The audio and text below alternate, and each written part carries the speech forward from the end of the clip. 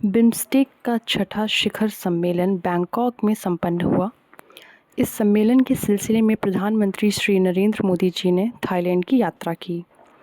दक्षिण एशिया व दक्षिण पूर्व एशिया में बंगाल खाड़ी से तटवर्ती 7 देशों बांग्लादेश, भूटान, भारत, म्यांमार, नेपाल, श्रीलंका व थाईलैंड के समूह बिम्स्टेक, जिसका फुल फॉर्म है bay of Bengal initiative for multi sectoral technical and economic cooperation, इसका छठा शिखर सम्मेलन थाईलैंड में बैंकॉक में 4 अप्रैल 2025 को संपन्न हुआ।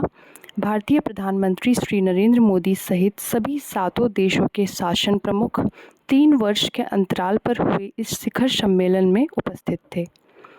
इनमें श्री मोदी के अतिरिक्त बांग्लादेश सरकार के मुख्य सलाहकार मोहम्मद यूनुस, भूटान के प्रधानमंत्री दाशो शेरिंग तोब्गे, म्यांमार की स्टेट एडमिनिस्ट्रेशन काउंसिल के चेयरमैन व प्रधानमंत्री मिन आंग हलाइंग, श्रीलंका के प्रधानमंत्री डॉक्टर हरिनी अमरसूरिया व मेजबान प्रधानमंत्री पैंतोक तान शिनावात्रा शामिल थे।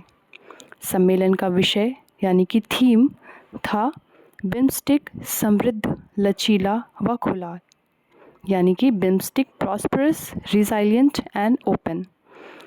3 वर्ष के अंतराल के पश्चात बिम्स्टेक का यह छठा शिखर सम्मेलन संपन्न हुआ था।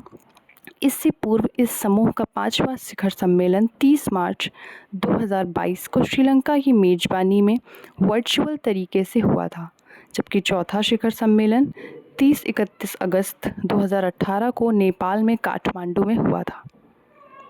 इस बिम्स्टेक सम्मेलन में हुई कुछ महत्वपूर्ण बातों पर नज़र डालते हैं। प्रधानमंत्री जी की थाईलैंड की यह यात्रा ऐसे समय पर हुई जब 1 सप्ताह पूर्व ही भूकंप से भारी क्षति थाईलैंड में हुई थी।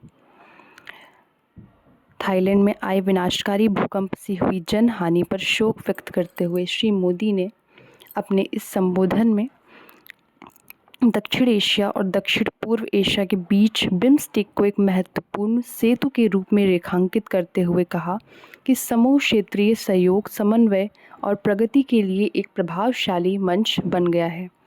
उन्होंने बिम्स्टेक के एजेंडा और क्षमता को और मजबूत करने का आह्वान किया। प्रधानमंत्री ने बिम्स्टेक में संस्थान और क्षमता निर्माण की दिशा में भारत के नेतृत्व वाली कई पहलों की घोषणा की। युवाओं को कौशल प्रदान करने के लिए एक नए कार्यक्रम बोधि, जिसका फुल फॉर्म है BIMSTEC for organized development of human resource infrastructure, अर्थात मानव संसाधन अवसंरचना के संगठित विकास के लिए बिम्स्टेक की भी घोषणा उन्होंने की, जिसके तहत पेशेवरों, छात्रों, शोधकर्ताओं, राजनयिकों और अन्य लोगों को प्रशिक्षण और छात्रवृत्ति प्रदान की जाएगी। श्री मोदी ने क्षेत्रीय आर्थिक एकीकरण का आह्वान करते हुए बिम्स्टेक चैम्बर ऑफ कॉमर्स की स्थापना और भारत में प्रत्येक वर्ष बिम्स्टेक बिजनेस समिट आयोजित करने की पेशकश सम्मेलन में की।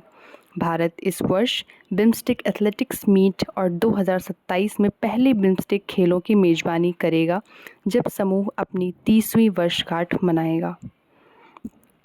सम्मेलन में विभिन्न चर्चाओं के पश्चात बिम्स्टेक 2030 का एक दृष्टिपत्र बिम्स्टेक बैंकॉक विजन 2030 तैयार किया गया, जो इन देशों के बीच संबंधों को दिशा देने का काम करेगा।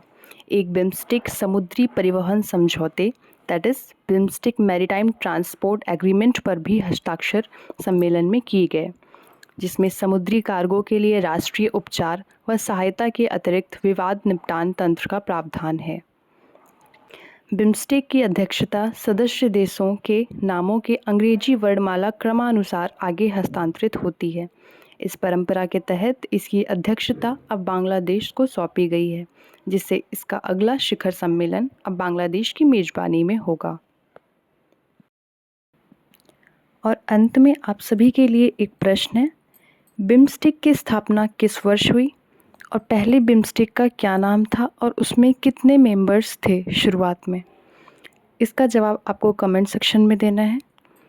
ऐसी ही और बेहतरीन जानकारी के लिए चैनल को सब्सक्राइब कीजिए, लाइक, कमेंट एंड शेयर कीजिए। Thank you.